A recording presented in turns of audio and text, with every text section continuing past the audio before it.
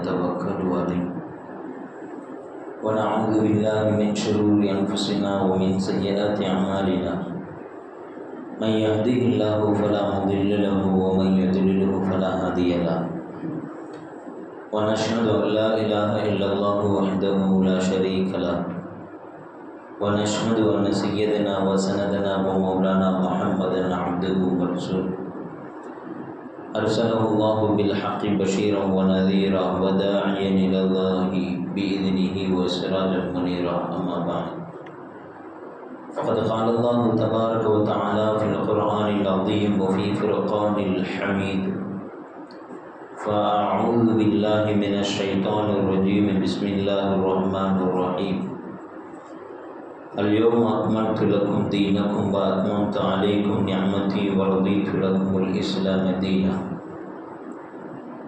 وقال نبينا وحبيبنا وشفيعنا محمد صلى الله عليه وسلم من خاف الله خافه كل شيء أو كما قال عليه الصلاة والتسليم سبحانك لا علم لنا إلا ما علمتنا إنك أنت العليم الحكيم رب اشرح لي صدري ويسر لي أمري واحلل عقدة من لساني يفقهوا قولي اللهم صل على سيدنا محمد وعلى آل سيدنا محمد وبارك وسلم عليه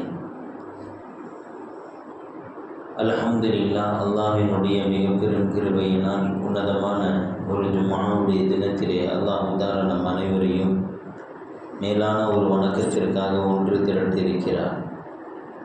எப்படி அவனுடைய இபாதத்திற்காக அல்லாஹ் தாலா நம்மை எல்லாம் தேர்வு செய்து ஒன்று திரட்டி அழகு பார்க்கின்றானோ அதுபோன்று நாளை ஜன்னத்துல் ஃபிர்தௌஸ் என்கின்ற உயர்வான சுவனத்தில் அருமை பெருமானார் ஸல்லல்லாஹு அலைஹி வஸல்லம் அவர்களோடு சங்கமிக்கக்கூடிய அற்புதமான பாக்கியம் கொண்டவர்களாக அல்லாஹ் தாலா நம் அனைவரையும் அக்கறை புரிவானாக. ஆமீன். இந்த மாதத்திலே அல்லாஹ் ஜல்ல ஷானஹு வ தஆலா என்னென்ன நலவுகள், நிஅமத்துகள், பாக்கியங்கள், ரஹ்மத்துகள் புதைத்து வைத்திருக்கிறானோ, மறைத்து வைத்திருக்கிறானோ அனைத்து விதமான பாக்கியங்களுக்கும் சொந்தக்காரர்களாக அல்லாஹ் தாலா நம் அனைவரையும் அக்கறை புரிவானாக. என்னென்ன கெடுதிகள், ஆபத்துகள், கஷ்டங்கள், துன்பங்கள், துயரங்கள் இருக்கிறதோ அனைத்து விதமான இடர்களை விட்டும் ஆபத்துகளை விட்டும் அல்லாஹ் தாலா அவனுடைய பெருங்கிருபையினால் நமக்கு பாதுகாப்பை தந்தல் புரிவானாக. ஆமீன். அன்பானவர்களே, அல்லாஹ் ஜல்ல ஷானஹு வ தஆலா நமக்கு கொடுத்திருக்கக்கூடிய உபகாரம் என்று பார்த்தோம் என்றால் ஏராளமான உபகாரத்தை நம்மினால் பார்க்க முடியும். பொதுவாக மனிதர்கள் என்ற அடிப்படையில் அவர்கள் உடல் ரீதியாக, பொருளாதார ரீதியாக, அவர்கள் வாழ்வாதார ரீதியாக கொடுத்திருக்கக்கூடிய இறைவன் வழங்கியிருக்கக்கூடிய உபகாரம் ஏராளமானதாக இருக்கிறது. இவைகளை எல்லாம் தாண்டி முஃமின்களுக்கு அல்லாஹ் ஜல்ல ஷானஹு வ தஆலா மிக பொக்கிஷமாக கொடுத்திருக்கக்கூடிய உபகாரம் என்று சொன்னால் அது தீனுல் இஸ்லாம் என்கின்ற ஒரு உன்னதமான பாக்கியம். அல்லாஹ் ஜல்ல ஷானஹு வ தஆலா எந்த ஒரு சமுதாயத்திற்கும் வழங்காத ஒரு பரிபூர்ணமான மார்க்கத்தை நமக்கு தந்திருக்கிறார். எந்த சமுதாயத்திற்கும் அது போன்ற ஒரு பாக்கியத்தை இந்த உலகம் பெற்றுக்கொள்ளவில்லை.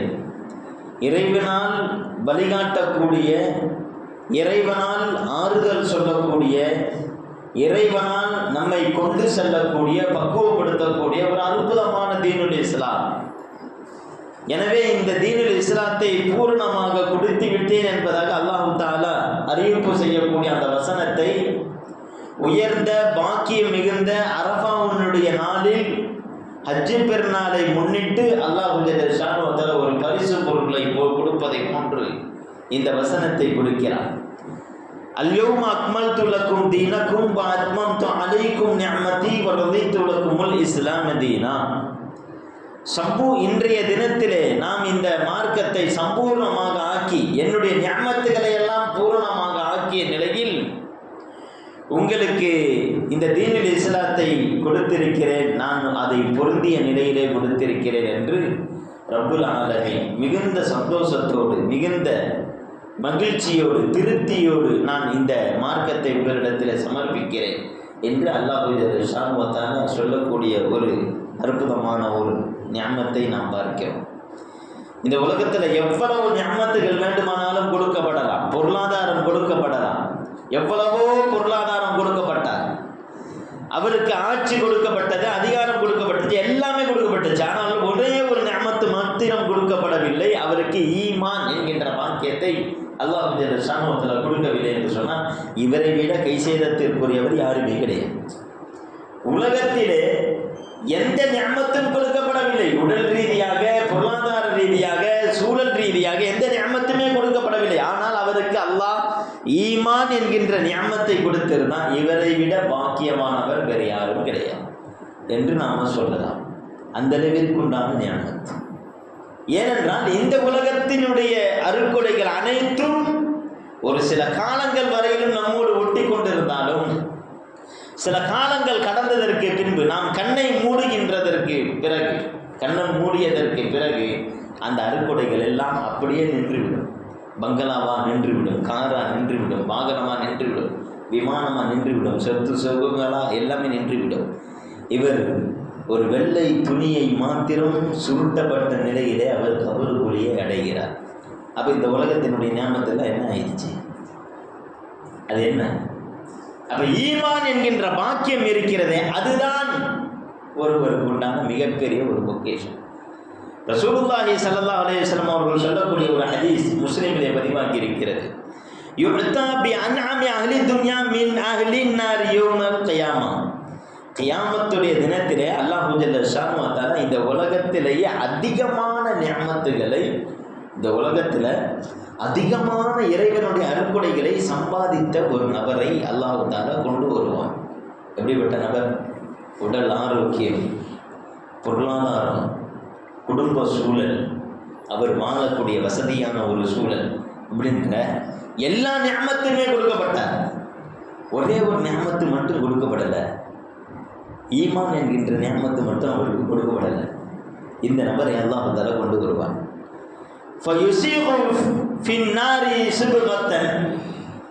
அவரின் மீது நரகத்தினுடைய, நரகவாசியாக இருக்கிற காரணத்தினால், ஈமானுடைய பாக்கியம் இல்லை என்கிற காரணத்தினால் நரகத்தினுடைய ஒரே ஒரு சில சொட்டு மாத்திரம் அவர் மீது ஊற்றப்படும். நரகத்திலிருந்து சில சுடுநீரை எடுத்து அவர் மீது ஊற்றப்படும். அவன் அந்த வேதனையில துடித்து போய் விடுவான், வேதனையில கதறுவான். இப்போ அல்லாஹ் ஜல்ல ஷானுஹு வ தஆலா கேட்பான், இப்ன ஆதம், ஆதமுடைய மகனே, ஹல் ரஅய்த கைரன் கத், சுகம் என்று ஏதாவது ஒன்றை நீ அனுபவித்திருக்கிறாயா?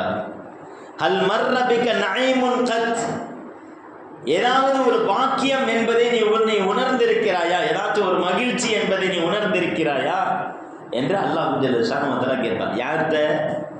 பி அன்அமி அஹ்லி துன்யா, இந்த உலகத்தினுடைய எல்லா பாக்கியங்களும் கொடுக்கப்பட்டன அவரிடத்தில் அல்லாஹ் கேட்கிறார். அப்ப அவன் சொல்லுவான், ஃபயகூலு லா வல்லாஹி யா ரப்பி, என்னுடைய இரட்சகனே, அப்படி எதையும் நான் பார்த்ததே இல்லையே என்று சொல்லுவான். அப்படி எதையுமே பார்த்ததே இல்லையே என்று சொல்லுவான். ஆனால் இவன் தான் உலகத்தில் அதிகமான பாக்கியங்களை அனுபவித்தவன். அடுத்தது அல்லாஹ் தஆலா இன்னொரு மனிதனை கொண்டு வருவான். அவன் யாரு என்று சொன்னால், யுக்தா பி அஷத்தின் நாசி புஅஸன் ஃபி துன்யா மின் அஹ்லில் ஜன்னா. இந்த உலகத்தில் எல்லா விதமான கஷ்டங்களும் கொடுக்கப்பட்டன. உடல் ஆரோக்கியம் கிடையாது, பொருளாதாரம் கிடையாது, குடும்பம் கொஞ்சம் நெருக்கடியான குடும்பம் அல்லது குடும்பமே இல்லை. இப்படி உலக ரீதியாக எல்லா விதமான ரீதியிலையும் சுமைகளை சுமந்த ஒரு மனிதன். ஆனால் அல்லாஹ் தஆலா அவனுக்கு ஈமான் என்ற பாக்கியத்தை மட்டும் கொடுத்திருந்தான். ஈமான் என்கின்ற பாக்கியத்தை மட்டும் கொடுத்திருந்தான். இப்போ இவனை எடுத்து வந்து சுவனத்தினுடைய நீரிலிருந்து சில கொஞ்சம் எடுத்து அல்லாஹ் ஜல்ல ஷானுஹு வ தஆலா இவன் மீது ஊற்றுவான். யாரு? இந்த உலகத்தில் அதிகமான கஷ்டத்தை அனுபவித்த மூமின், இவன் மேலே ஊற்றுவான். இப்போ அல்லாஹ் ஜல்ல ஷானுஹு வ தஆலா கேட்பான், இப்ன ஆதம், ஆதமுடைய மகனே, ஹல் ரஅய்த புஅஸன் கத், ஏதாச்சும் கஷ்டம் சொல்லி ஏதாச்சும் அனுபவிச்சிருக்கிறியாப்பா? என்னுடைய அடியானே, கஷ்டம் சொல்லி ஏதாச்சும் அனுபவிச்சிருக்கிறாயா? ஹல் மர்ர பிக ஷித்தத்துன் கத், ஏதாச்சும் கவலை என்பதாக ஏதாச்சும் உனக்கு அடைந்திருக்கிறதா என்று கேட்பான். அப்ப அவன் சொல்லுவான், லா வல்லாஹி யா ரப்பி, என்னுடைய இரட்சகனே, கஷ்டமா அது எப்படி இருக்கும், துன்பமா அது எப்படி இருக்கும், மா மர்ரபி பூசன் கத், எந்த கஷ்டத்தையும் நான் அனுபவித்தது கிடையாது என்று சொல்லுவான். ரெண்டு பேரும் பொய் சொல்கிறானா என்று சொன்னால் இல்லை. இவன் சொல்கிறான் உலகத்தினுடைய பாக்கியங்களை அனுபவித்தவன் சொல்கிறான் எந்த பாக்கியத்தையும் நான் அனுபவித்ததே இல்லை என்று சொல்கிறான். அவன் சொல்கிறான் இந்த உலகத்தில் எல்லா பாக்கியங்களையும் அனுபவிக்காமல், எதையுமே அனுபவிக்காமல் ஈமானுடைய பாக்கியத்தை மட்டும் கொண்டவன். அவன் சொல்றான் எனக்கு கஷ்டம் சொல்லி எதையுமே நான் என்னுடைய நினைவிலே இல்லைன்றான். ரெண்டுமே பொய் சொல்கிறார்களா என்று சொன்னால் பொய் இல்லை. ரசூலுல்லாஹி ஸல்லல்லாஹு அலைஹி வஸல்லம் என்ன சொல்கிறார்கள் என்று சொன்னால், மறுமையினுடைய தண்டனைக்கு முன்பதாக, மறுமையினுடைய நிகழ்விற்கு முன்பதாக இந்த உலகத்திலே பார்க்கக்கூடிய இன்பங்கள், எந்த இன்பமும் அது மறைந்து போய்விடும் தண்டனைக்கு முன்பதாக. அதே மறுமையினுடைய சுகத்திற்கு முன்பதாக, மறுமையினுடைய இன்பத்திற்கு முன்பதாக இந்த உலகத்திலே எவ்வளவு பெரிய கஷ்டமாக இருந்தாலும் அந்த கஷ்டம் காணாமல் போய்விடும், மறந்து போய்விடும். இந்த நிலைதான் அங்கு ரசூலுல்லாஹி ஸல்லல்லாஹு அலைஹி வஸல்லம் அவர்கள் உணர்த்தி காண்பிக்கிறார்.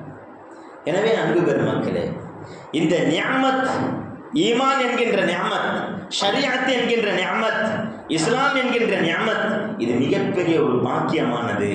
இதை நாம் நம்முடைய உயிர் மேலாக பற்றி பிடிப்பதற்கு கடமைப்பட்டவர்களாக இருக்கிறோம். ரசூலுல்லாஹி ஸல்லல்லாஹு அலைஹி வஸல்லம் அவர்களிடத்தில் வந்து சமரசம் பேசுகிறார்கள் மக்கத்து காஃபிர்கள். யா முஹம்மதே, நீங்கள் கொஞ்சம் உங்களுடைய மார்க்க விஷயத்தில் கொஞ்சம் தளர்படியை செஞ்சீங்கன்னா நல்லா இருக்கும். உங்களுக்கு என்ன வேண்டும்? பெண்கள் வேண்டுமா? பெண்கள் வேண்டுமா? இந்த அரபு உலகத்திலேயே மிக உயர்ந்த குலத்தை சார்ந்த, அதை விட ஒரு அழகான பெண்கள் இல்லை என்கின்ற அளவிற்கு பெண்களை எடுத்து வந்து உங்களிடத்தில் தாரை பார்க்கிறோம். செல்வம் வேண்டுமா? எல்லாவற்றையும் எடுத்து வந்து கொட்டுகிறோம். என்ன விஷயம்? உங்களுடைய மார்க்கத்தை கொஞ்சம் தளர்படியாக்குங்க. எப்போதுமே அல்லாஹ்வை மட்டும் வணங்க வேண்டும் என்பதாக சொல்கிறீர்கள் அல்லவா? இதை விட்டுட்டு ஒரு காலம் அல்லாஹ்வை மட்டும் வணங்கிக் கொண்டே இருங்கள். இன்னொரு காலம் எங்களுடைய பண்டிகைகள்லாம் வருது, அந்த பண்டிகையுடைய நேரத்தில் நீங்கள் என்ன செஞ்சீங்க, கொஞ்சம் சமரசமாக இருந்து கொள்ளுங்கள் என்பதாக ரசூலுல்லாஹி ஸல்லல்லாஹு அலைஹி வஸல்லம் அவர்களிடத்திலே சொல்கிறார். ரசூலுல்லாஹி ஸல்லல்லாஹு அலைஹி வஸல்லம் இது என்ன? லக்கும் தீனுக்கும் வலிது. உங்களுடைய பாதையில் நீங்கள் போய்கிட்டே இருக்கீங்க. என்னுடைய பாதையில் நான் போய் கொண்டே இருக்கிறேன். எனக்கு நீங்கள் டிஸ்டர்ப் பண்ணாதீங்க, நானும் உங்களை டிஸ்டர்ப் பண்ண மாட்டேன்றது தான் சரியது. இன்னைக்கு நிறைய பேர் இந்த ஆயத்தை தவறாக புரிஞ்சுக்கிட்டு, லக்கும் தீனுக்கும் வலியதுன்றதை தவறாக புரிஞ்சுக்கிட்டு, அவருடைய மார்க்கத்தையும் நான் என்ன செஞ்சுக்குவேன், அக்செப்ட் பண்ணிக்குவேன், அவருடைய மார்க்கத்தையும் எடுத்துக்குவேன். அதெல்லாம் ஒன்றும் இல்லைங்க. அதாவது சமய நல்லிணக்கம் அப்படின்றது தவறான முறையிலே புரிவிக்கப்படுவதற்கு இந்த ஆயத்தை யூஸ் பண்றாங்க. லக்கும் தீனுக்கும் வலியது, உங்களுக்கும் உங்களுடைய மார்க்கம், எங்களுக்கு எங்களுடைய மார்க்கம். அப்படின்னா என்னது? அப்படின்னா உங்களுடைய மார்க்கத்திலே நாங்கள் வந்துக்குவோம், நீங்களும் எங்களுடைய மார்க்கத்திலே வந்துருக்கோம், ஒன்றும் பெருசாக கிடையாது. இது இல்லை ஷரியத். ஷரியத் என்பது நம்முடைய மார்க்கத்தை நாம் முழுமையாக பின்பற்றிக் கொள்ள வேண்டும். அடுத்தவருடைய மார்க்கத்தில், அவர்களுடைய மதத்தினுடைய விஷயத்தில், உணர்வுகளுடைய விஷயத்தில் எந்த ஒரு காயத்தையும் நாம் ஏற்படுத்தக்கூடாது. இதெல்லாம் அறிவுக்கு பொருந்துமா, இதெல்லாம் சரியா அப்படி என்பதாக நாம் அவர்களிடத்தில் போய் பேசக்கூடாது என்பதுதான் நம்முடைய ஷரியத்தை நன்றாக விளங்கிக் கொள்ள வேண்டும். இங்கே ரசூலுல்லாஹி ஸல்லல்லாஹு அலைஹி வஸல்லம் அப்படி தான் வந்து கேட்குறாங்க, கொஞ்சம் நீங்கள் லூஸ் விடலாமே என்பதாக சொல்கிற பொழுது, உலகத்தினுடைய ஆசைகளை காட்டி ஷரியத்தை பின்தள்ள தளர்படியாக ஆக்க முற்படுகின்ற பொழுது ரசூலுல்லாஹி ஸல்லல்லாஹு அலைஹி வஸல்லம் அவர்கள் சொன்னார், வல்லாஹி, அல்லாஹ்வின் மீது சத்தியமிட்டு சொல்கிறேன், லவ் உதிஅ ஷம்ஸு ஃபீ யமீனி வல் கமரு ஃபீ யஸாரி, இந்த உலகத்தினுடைய பிரம்மாண்டமாக காட்சியளித்துக் கொண்டிருக்கக்கூடிய சூரியனை என்னுடைய வலது கரத்திலும் சந்திரனை எனது இடது கரத்திலும் வைத்து இந்த உலகமே எனக்கு கொடுக்கப்பட்டு ஷரியத்திலிருந்து ஒரே ஒரு சொட்டு மாத்திரம், ஒரு சின்ன ஒரு புள்ளி மாத்திரம் அகற்றப்பட வேண்டும், தளர்த்தப்பட வேண்டும் என்று சொன்னாலும் நான் ஒரு காலம் நான் அதற்கு சம்மதிக்க மாட்டேன் என்று ரசூலுல்லாஹி ஸல்லல்லாஹு அலைஹி வஸல்லம் அவர்கள் சொன்னார்கள். என்றால் அப்படிதான் ஷரியத்தினுடைய விஷயத்திலே இப்படி இருக்க வேண்டும். ஆனால் நம்முடைய நிலை என்ன? ஷரியத்துடைய விஷயத்தில் நம்முடைய பிடிமானம் எந்த அளவுக்கு இருக்கிறது? எல்லாமே நம்முடைய சுயநலத்திற்கு மாத்திரமே பயன்படுத்தக்கூடியதாகவே இருக்கிறது. சுயநலத்திற்கு மாத்திரமே ஷரியத்தை பயன்படுத்தக்கூடிய ஒரு சூழலை நம்ம பார்க்குறோம். இதுவரையிலும் மஸ்ஜிதிற்கு வராதவர் திருமணம் என்று வருகிற பொழுது மஸ்ஜிதிற்கு வருகிறார், மௌத்து என்று வருகிற பொழுது மஸ்ஜிதிற்கு வருகிறார், அவருக்கு தேவை ஏற்படுகிற பொழுது மஸ்ஜிதிற்கு வருகிறார். அதுவரையிலும் மஸ்ஜிதிற்கு வரல. கல்யாணம் மஸ்ஜிது அங்கே பள்ளியாசலில் வச்சிருக்கிறாங்க, அதனால மஸ்ஜிதுக்கு வரக்கூடிய நபர்கள் எத்தனை பேர் நம்முடைய சமுதாயத்தில்? நம்முடைய ஷரியத்தினுடைய விஷயத்திலே நாம் எந்த அளவிற்கு பொடுபோக்குத்தனத்தை நாம் அதிகமாக்குகிறோமோ, அலட்சிய போக்கை நாம் மேற்கொள்கிறோமோ, அப்பொழுது அல்லாஹ் ஜல்ல ஷானஹு வ தஆலா என்ன ஏற்படுத்துகிறான் என்றால், நமக்கு வேறு மாற்று சமூகத்தின் மூலமாக, மாற்று அணியினரின் மூலமாக ஒரு சில நெருக்கடியை ஏற்படுத்துகிறான். இதுதான் எல்லா விஷயத்திலும் நடக்குது. பள்ளிவாசலுக்கு தொழுகிறதே வரதில்லை. மஸ்ஜித், அதில் இமாம், அதில் குறிப்பிட்ட சில நபர்கள் மாத்திரமே தொழுக வைக்கப்பட்டு, அப்படியே அது அந்த மஸ்ஜித் காக்க வைக்கப்பட்டு கடைசியாக அல்லாஹ் ஜல்ல ஷானஹு வ தஆலா என்ன முடிவெடுக்கிறான்? வேற்று அணியினரை வைத்து, மாற்று சமூகத்தினரை வைத்து அல்லாஹ் ஜல்ல ஷானஹு வ தஆலா அந்த மஸ்ஜித் என்கின்ற நிஅமத்தை நம்மிடம் இருந்து எடுக்கிறான். அதுதான் நடந்துருக்கு. மஸ்ஜிதை இடிக்கிறாங்க, அங்கே மஸ்ஜிதை இடிக்கிறாங்க. பாபரி மஸ்ஜிதையே எடுத்துக்கொள்ளட்டும். பாபரி மஸ்ஜித் ஏன் இடிக்கப்பட்டது? அதனுடைய யதார்த்தமான நிலை என்ன? அதனுடைய ஆரம்ப வரலாறு என்ன? அங்கு இந்த மஸ்ஜித் அந்த பாபரினுடைய மனைவி ஷியா, பாபருடைய மனைவி ஷியா, இவர் சுன்னி. இவர் இந்த பள்ளி சுன்னத்துல் ஜமாத்துடைய பள்ளியா ஷியாவுடைய பள்ளியா அப்படின்னு சொல்லி முஸ்லீம்களுக்கு மத்தியிலே சண்டை ஏற்பட்டு கடைசியாக அந்த மஸ்ஜித் தொலை வைக்கப்படாமல் அது மூடி வைக்கப்பட்டது. சரிப்பா, நான் உனக்கு தீர்ப்பு சொல்கிறேன். இந்த குரங்கு கையில் தீர்ப்பு வந்தால் என்ன வாங்குன்ற மாதிரியான ஒரு கதை தான் அந்த பாபரி மஸ்ஜிதின் நிலை. அது போனதற்கு பிறகு, அது நம்மை விட்டு அகன்றதற்கு பின்பு நாம் அதை பார்த்து கத்துகிறோம், அதற்காக போராடுகிறோம். போராடுவதை குற்றம் என்று சொல்லவில்லை, அது தவறு என்று சொல்லவில்லை. ஆனால் அந்த போராடக்கூடிய மக்கள், போராடுவதற்காக உக்கிரத்தை காட்டக்கூடிய நபர்கள் எந்த அளவிற்கு மஸ்ஜிதினுடைய தொடர்பை வைத்திருக்கிறோம்? மற்ற மஸ்ஜிதுகள், உலகத்திலேயே இந்த ஒரு மஸ்ஜிதுனா இது போன்று எல்லா மஸ்ஜிதுகளையும் ஹயாத்தாக்க வேண்டிய பொறுப்பு நம்மிடத்தில் இருக்கிறது. அந்த மஸ்ஜிதுடைய விஷயத்தில் நாம் எந்த அளவிற்கு கவனம் செலுத்துகிறோம்? தலாக், திருமணம் ஒரு கேலி பொருளாக ஆக்குது. சின்ன விஷயத்துக்கெல்லாம் தலாக், சின்ன நாளெல்லாம் செட் ஆகாது, நீ இது கொடுக்கலையா அது கொடுக்கலையா அதெல்லாம் அப்படின்னு சொல்லி கேலி பொருளாக ஆக்கும்போது அல்லாஹ் தஆலா வேற்று சமூகத்தின் மூலமாக, வேற்று அணியினரின் மூலமாக முத்தலாக்கு சட்டத்தை அங்கு அமல்படுத்துகிறார். ஷரியத்து சட்டத்தில் கை வைக்கிறாங்க. ஷரியத்து சட்டத்தில் கை வைக்கிறாங்கன்னு ஏன் வைக்கிறாங்க?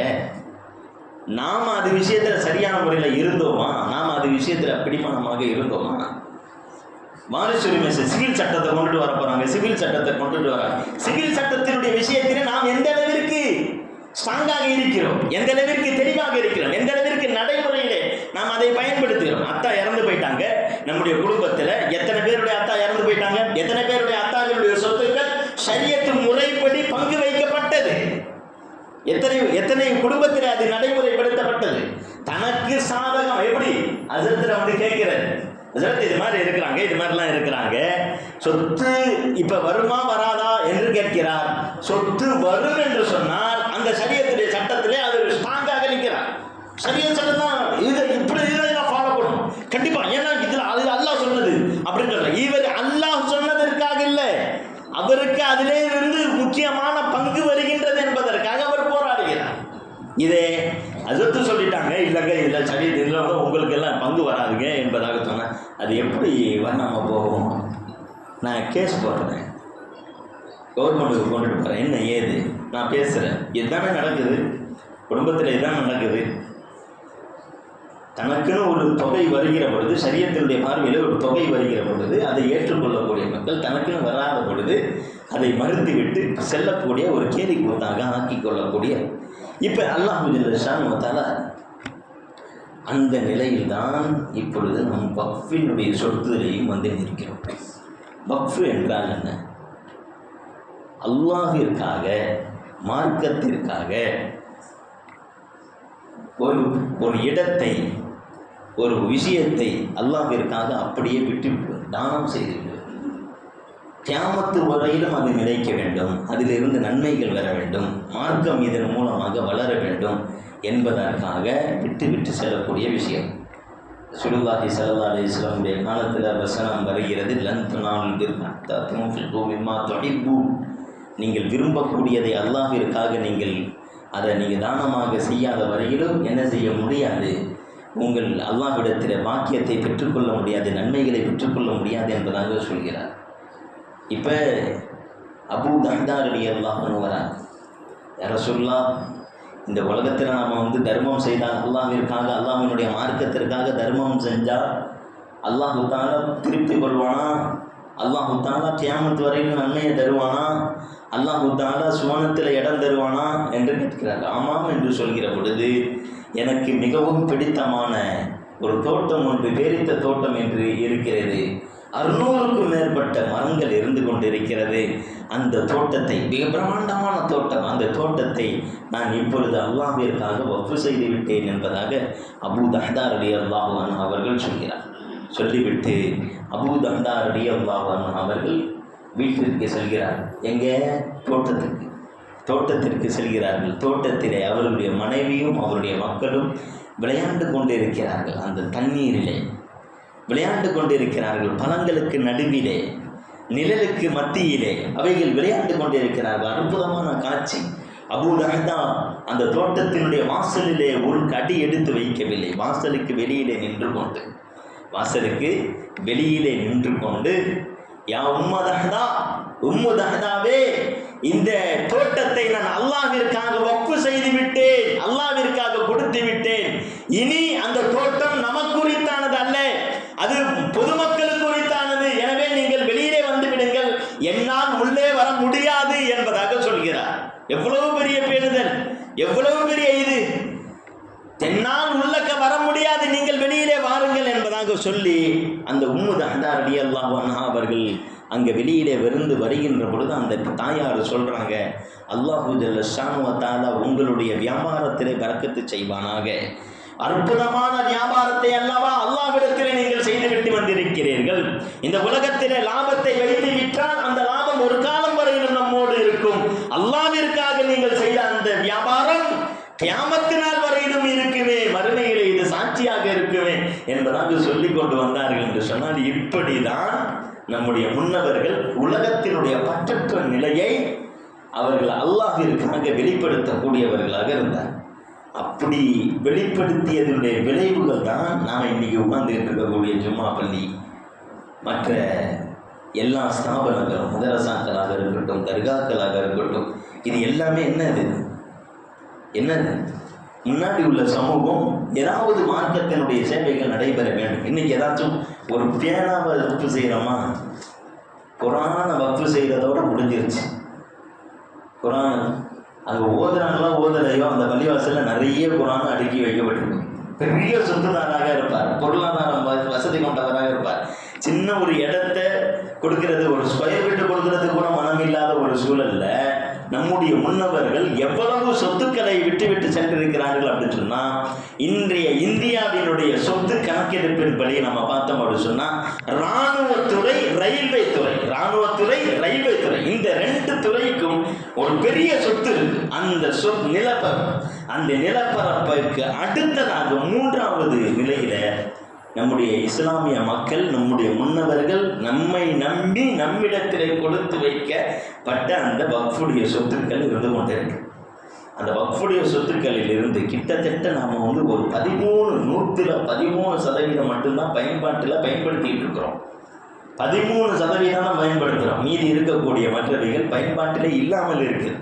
பயன்பாட்டில் இல்லாத நிலையிலேயே இந்த இந்தியாவிலேயே இந்த உலகத்திலேயே அதிகமான மஸ்ஜிதுகளை கொண்ட ஒரு நாடு எது அப்படின்னு சொன்னால் இந்தியாவை நான் குறிப்பிட்டு காமிக்கிறேன். அப்படின்னா அந்த 13% இருக்கிற பொழுது எப்படின்னா மற்ற நிலங்களும் அது பயன்படுத்தப்பட்டுச்சுன்னா இந்தியா அது எவ்வளவு பெரிய பிரகாசமான நாடாக இருக்கும் அப்படின்றத நாம் யோசிச்சு பார்க்கணும். 54 நாடு இருக்குது, உலக நாடு, இஸ்லாமிய நாடுகள்.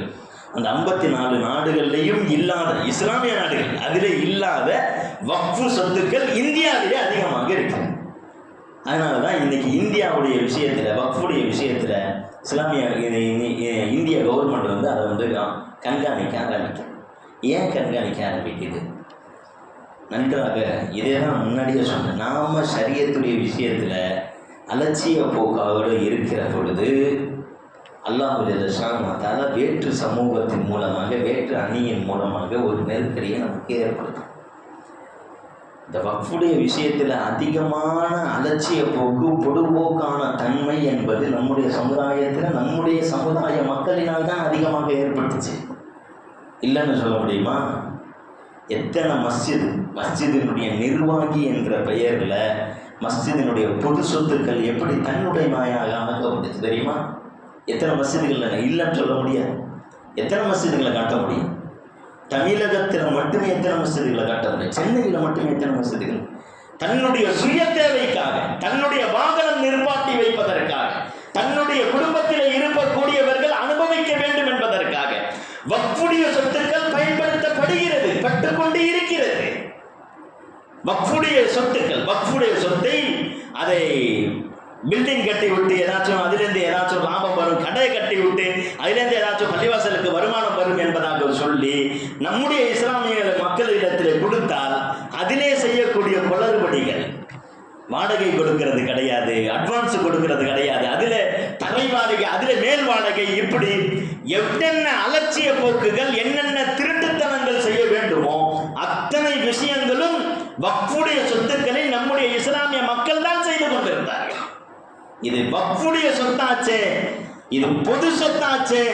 அல்லாஹ் மறுமையிலே பிடிப்பான். ஒரு சின்ன ஜான் முலம் அந்த இடத்துடைய விஷயத்தில் ஒருவன் அபகரித்து நடந்தான் என்று சொன்னால் மறுமையிலே அல்லாஹ் அவனை சந்திக்க மாட்டான், சந்தோஷமாக சந்திக்க மாட்டான். அதுவே அவனுக்கு நரக சுமையாக மாறும் என்பதாக ரசூலுல்லாஹி ஸல்லல்லாஹு அலைஹி வஸல்லம்.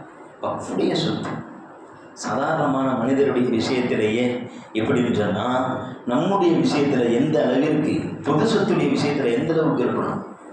உஸ்மான் இப்னு தல்ஹா ரலியல்லாஹு அன்ஹு நம்மெல்லாம் நினச்சி பார்க்கணும். அன்பு பெருமக்கள், இந்த வக்ஃபுடைய சொத்துடைய விஷயத்தில் நாம் கவனக்குறைவாக இருந்ததுடைய விளைவு இன்னைக்கு மொத்தமாக எப்படி 113% நம்ம பயன்படுத்தி இருக்கிறோம். மீதி எல்லாமே இப்போ மொத்தத்தையுமே 13% சேர்த்துமே அதை எடுத்துக்கொள்வதற்காக, அபகரித்துக் கொள்வதற்காக ஒரு ஏற்படுத்தப்பட்ட ஒரு வக்ஃபு திருத்த மசோதா என்பதாக ஒரு மசோதா வந்து அரங்கேற்றப்படுவதற்கு இருக்கிறது. இதற்கு நாம் எதிர்ப்புகளை கண்டிப்பாக ஜனநாயக ரீதியாக நாம் வெளிப்படுத்துவதற்கு கடமைப்பட்டு இருக்கிறோம். அதே நேரத்தில் வருத்தத்தோடு ஒரு விஷயத்தை பண்ணணும். நம்மளை பொறுத்தவரையிலும் வாட்ஸ்அப் வீரர்களாக மட்டும்தான் நாம் இருந்துகிட்டு இருக்கிறோம். வாட்ஸ்அப் வீரர்கள் ஒரு 4 பேர் 4 விஷயத்தை ஷேர் பண்ணிட்டாருன்னா ஒரு பெரிய ஒரு சாதனையை படைச்சிட்ட மாதிரி, லிங்கை தொட்டு இது மாதிரி பண்ணியிருக்கேன் என்பதாக சொல்லி முடிச்சுட்டாங்க. அதில் எல்லாமே முடிஞ்சிருச்சு. தன்னுடைய சொத்து, தன்னுடைய வீடு, தன்னுடைய வாகனம், கஷ்டப்பட்டு உழைச்சி, கஷ்டப்பட்டு பாடுபட்டு நீங்கள் ஒரு வீடை கட்டுறீங்க. கட்டி முடித்ததற்கு பிறகு ஒருவன் வருகிறான். முறைப்படி கட்டி முடித்திருக்கிறீர்கள். முறைப்படி கட்டி முடித்ததற்கு பின்பு ஒருவர் வருகிறார். இது உங்கள் பொருளாம், 10 பேர்கிட்ட விசாரிச்சுட்டு நான் உங்களுக்கு பொருளாம் உங்களுக்கு கொண்டுவோம் என்னன்னு சொல்லி சொல்கிறேன் என்பதாக சொன்னால் அதை ஏற்றுக்கொள்வீர்களா? நான் கஷ்டப்பட்டது, நான் உழைத்த என் பொருளை எடுத்துக்கிட்டு 4 பேர்கிட்ட கருத்து கேட்டு என்கிட்ட கொடுக்கறது இல்லை. நான் உழைத்தது, அது என்னுடைய பொருள் என்பதாக எப்படி நிற்க வேண்டுமோ அது போன்று நாம் ஒவ்வொருவரும் நிற்க வேண்டும். சாதாரணமான விஷயம் அல்ல. நம்முடைய மக்கள், நம்முடைய முன்னவர்கள் நம்மிடத்திலே அமானிதமாக கொடுத்து விட்டு சென்றிருக்கிறார்கள். இந்த கொடுத்து விட்டு சென்ற இந்த சொத்துக்களுடைய விஷயத்திலே நாம் மறுமையிலே விசாரிக்கப்படுவோம், நாம் நிற்பாட்டப்படுவோம். உங்களை நம்பிதானே கொடுத்தாங்க, உங்களிடத்துல தானே கொடுத்தாங்க, நீங்க இருக்கும்போது தான் அது நடந்துச்சு. நீங்க என்ன செய்தீர்கள் என்று அல்லாஹ் கேட்பான். அன்பு பெருமக்களே, ஒரு விஷயத்தை நன்றாக விளங்கிக் கொள்ளுங்கள். நாம் மிகப்பெரிய ஒரு நெருக்கடியான ஒரு சூழலை நோக்கி நகர்ந்து கொண்டிருக்கிறோம். நெருக்கடியான ஒரு சூழலை நோக்கி நாம் நகர்ந்து கொண்டிருக்கிறோம். இந்த நேரத்தில் நாம் கடைபிடிக்க வேண்டிய விஷயம் ஷரியத்தினுடைய விஷயத்திலே நாம் பிடிமானம் உள்ளவர்களாக இருக்க வேண்டும்.